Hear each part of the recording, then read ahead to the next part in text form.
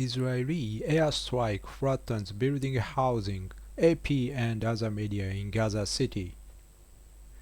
In the latest in a series of attacks, an Israeli airstrike Saturday leveled high-rise buildings after the military ordered occupants to evacuate. Inside were the offices of several media outlets, including the Associated Press and Al Jazeera, and residential apartment. An AP statement said all employees and freelancers safely evacuated the building. AP President and CEO Gary Pruitt said the company is looking to the Israeli government for answers. We are shocked and horrified that the Israeli military would target and then destroy the building housing AP's bureaus and other news organizations in Gaza, he said. They have long known the location of our bureau and knew journalists were there. We narrowly avoided the terrible loss of life. A dozen AP journalists and freelancers were inside the building, and thankfully we are able to evacuate them in time.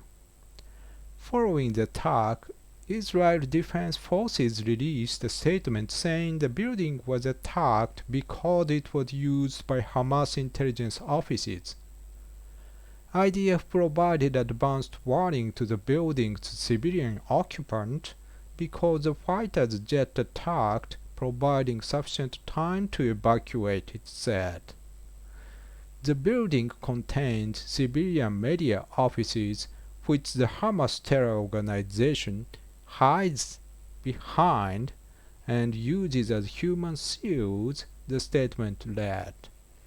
The Hamas terror organization deliberately places military targets at the heart of densely populated civilian areas in the Gaza Strip.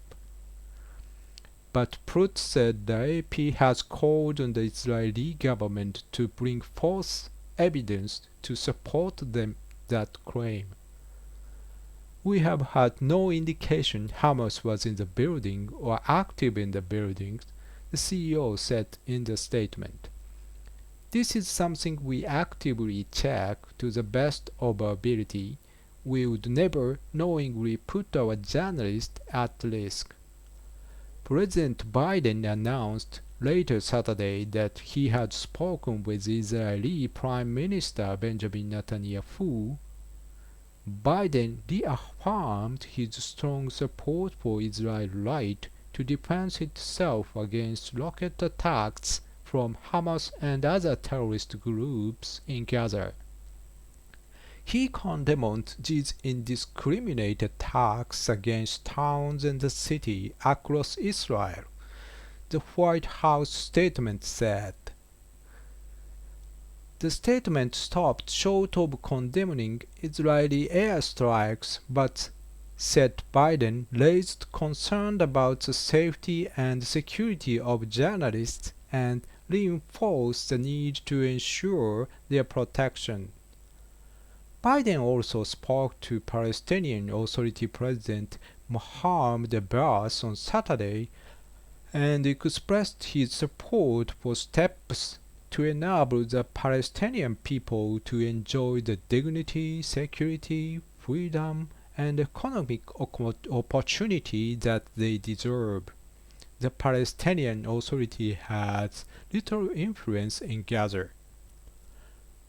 U.S. Secretary of State Antony Blinken, in the evening phone call with Pruitt, offered his unwavering support for independent journalists and media organizations around the world and noted the indispensability of their reporting in conflict zones, read the statement. Hamas, which controls the Gaza Strip, is regarded as a terrorist organization by the U.S. and many Western countries. The U.S. has no formal diplomatic relations with Hamas. The strike came only hours after another air assault killed at least 10 Palestinians, mostly children, in a densely populated refugee camp. The attack on the camp was the deadliest offensive in the recent conflict between Israel and the Arab forces, AP reported.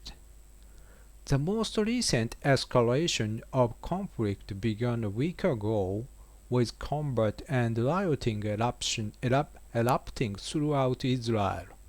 Israeli forces shot and killed 11 people Friday during Palestinian protests in the West Bank. Protests against Israeli use of force have erupted around the globe. Al Jazeera reported demonstrators have taken to the street in Australia, France, Morocco, Pakistan, Spain, the United States, and the United Kingdom. In Paris, protests Saturday were met by police armed with tear gas and water cannons. Interior Minister Aloud requested that the police ban marches against the attack on Gaza, arguing the protests could turn violent, Reuters reported. This week, Hamas has fired hundreds of rockets into Israel, which has responded by hitting Gaza with aerial and artillery fire. At least 139 people have been killed in Gaza and 88 people have been killed in Israel, the AP reports.